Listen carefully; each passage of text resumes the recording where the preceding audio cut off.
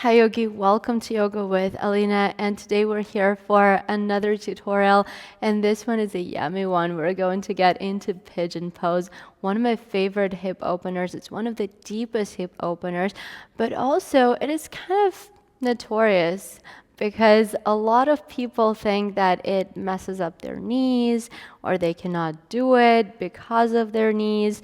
And yeah, it has to do a lot with the knees. The truth is, it really doesn't. The setup makes a huge difference. I say it in most of my tutorials that foundation is everything. Understanding why you're doing the pose and essentially how to do the pose, right, is the key to doing the pose, which should come as a common sense, I guess, as well. And this is exactly what we're going to talk about in this tutorial, how to set this pose up. And if you thought that pigeon is not for you, you might be able to rethink it after this tutorial. At least I hope that you will give it a try. Let's get on the mat and look at the whole thing.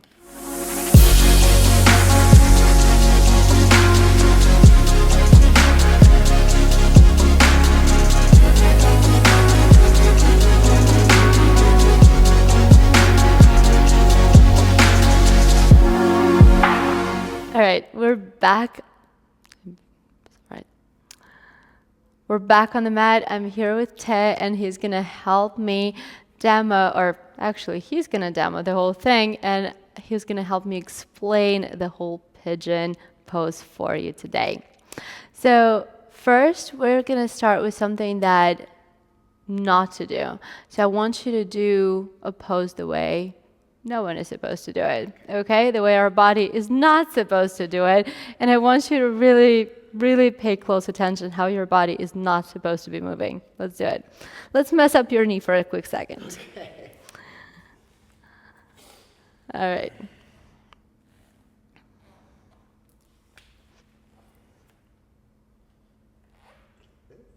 No, it's even worse. Lift the foot higher up. Yeah. And then you can drop down to this side a little bit more. That's it. Good. So this is, hold on. This is something I see quite a lot. And I mean, this is a variation of not to do, but I'll explain all of the parts of it. First of all, I don't know who was that. It's impossible to trace it back, but probably some teacher, I don't know why, decided to say that the key component of this pose is the shin parallel to the front edge of the mat, which is actually not, because we don't really care about how high the foot is. What we care about is where the knee is the closest joint to your hip. So where the knee is looking is going to indicate whether the hip is open or not. So lower this foot down a little bit. Actually, no. Lift it all the way up and drop down to your right hip. We're going to go that way. Good. And drop all the way down. So you see how his knee is in line with the hip right now. And when the knee is in line with the hip, this is when the hip is not open. To open up the hip, you want the knee to be further out than the hip. You literally have to open up the hip to consider it open. Again, kind of a common sense, but why not? And when you're doing that, when you're sending the knee out, you will see how the shin is going to come parallel to the front edge of the mat. That's actually going to happen eventually, but not because you're lifting the foot up. And I've seen some practices where a teacher would come up and physically push the foot up.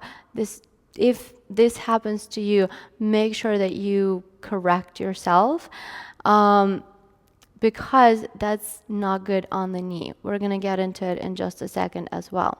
So let's lower the foot down and send the knee out. Once you send the knee out, you're going to straighten this leg and start slowly getting into pigeon.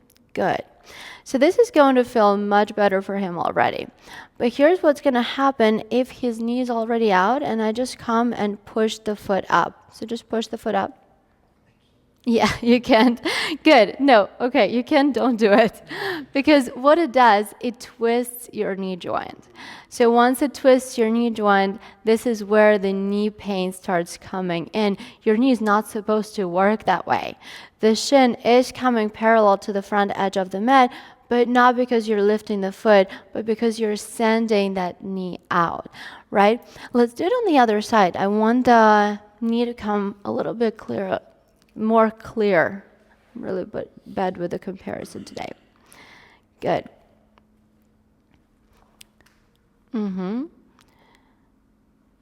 Nice. And then lower down on the forearms. Good. So you see how far out his knee is. Now his hip is opening up, and this is where it does feel good. And the more out the knee goes, the more parallel the shin is to the front edge of the mat. But again, this is not the idea of the pose. The idea of the pose is to open up the hip.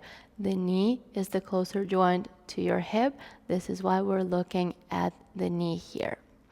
Now, okay, this is the first part, and I feel like this is the most important part. This is what a lot of people get wrong, and this is where we're getting all those knee issues and all this notorious part of this pose. The next part of it though, once you send the knee far out enough, and I have a lot of students, and a lot of yoga students are really overachievers, I would say, and they come to yoga for yoga to balance them out. So what they start doing, so I'm going to ask you to do something right now as well. You're going to send the knee even further out, so far that the other hip is going to start dropping down. Even more. Yeah. Good. And then this other knee is going to start dropping. Good. So he can't even move that way. But that happens a lot. You push the knee so far out that you're going to start dropping to the other side. And if you can remember right now, when we were showing it on the other side and the knee was in line with the hip, he was sitting on one of the hips, right? And we needed to correct it because that's not how it works. We want the hips to be parallel to the ground. Now, when he pushes the knee so far out, sometimes, or anyone, right? When we push the knee so far out, a lot of times the other hip drops down. But remember, yoga is about balance, right? It's always about finding that middle ground. So whenever you dropped on one hip more than the other, then you already know you're out of balance. Think about it this way. You always want to find that middle ground. You always want to bring your hips back parallel to the floor. Now, how are we going to do this, right? You have it, and you're going to tell me, Alina, I have my knee out. I'm opening the hip. What else do you want me to do? You're going to keep setting up the pose a little bit more, wiggling around. Now, what I want you to do here is push the back leg further back. There you go. Now, he didn't have a lot of change, right? Because his hip wasn't dropped as much down. But if you notice that your hip drops down and you're going to push the back leg further back, this is where you'll feel the difference. You will literally feel the difference. And the hips become parallel to the floor completely. Once they're parallel to the floor, you're in absolutely perfect alignment. Good. Now you can get out of it. How did that feel? So good. It's good, right?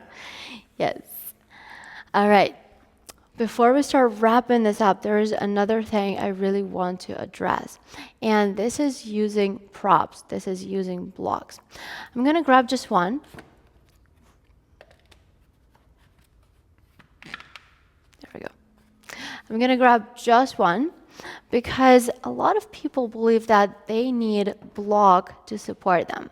And hopefully with everything that I have already explained, you already see that you don't really need the block to support your hips. Because if the knee is out enough, right, and the back leg is far back enough, the hips are going to stay in alignment regardless, and you won't be dropping on one hip more than the other. With that being said, sometimes we're so high up off the floor that it does hurt the knee. Not inside the knee, right? Not physically hurt the knee, but but just bone on the floor. And this is where we might want to ease off a little bit of the pressure off that front knee and bring the block underneath the hip. Literally, this is the only way I recommend using the block.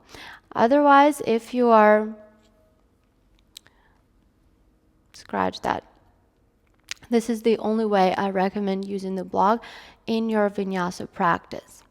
If we're talking about Ian style practice, this is where you know you can go absolutely crazy with your props. Block or blocks underneath chest, forehead, both hips can be propped up if that's what you're feeling that day. That's completely up to you. But for your vinyasa practice, really, once you find that alignment, once you find the pose for yourself, ask yourself if you really need the block. Because the thing is that if you don't really need the block, it's simply going to get you out of the pose and it's going to stop you from getting deeper into it, from progressing. And I know you don't want that to happen to you. So be mindful with your props. It's so funny because for the most part, I love props and I always scream and yell in my practices, use props, use props, use props. And then every single tutorial, well, not every single, but a lot of tutorials I say, well, think before you're using tutorial if you actually need it, because if you don't need it. I promise you. All right. I hope this tutorial was informational. I hope you learned a lot, and I really hope you will be able to enjoy this pose because I love it and I cannot imagine not loving it. So I hope I can share some of that love with you through this video. Thank you so much for staying with us today. Namaste, Yogi.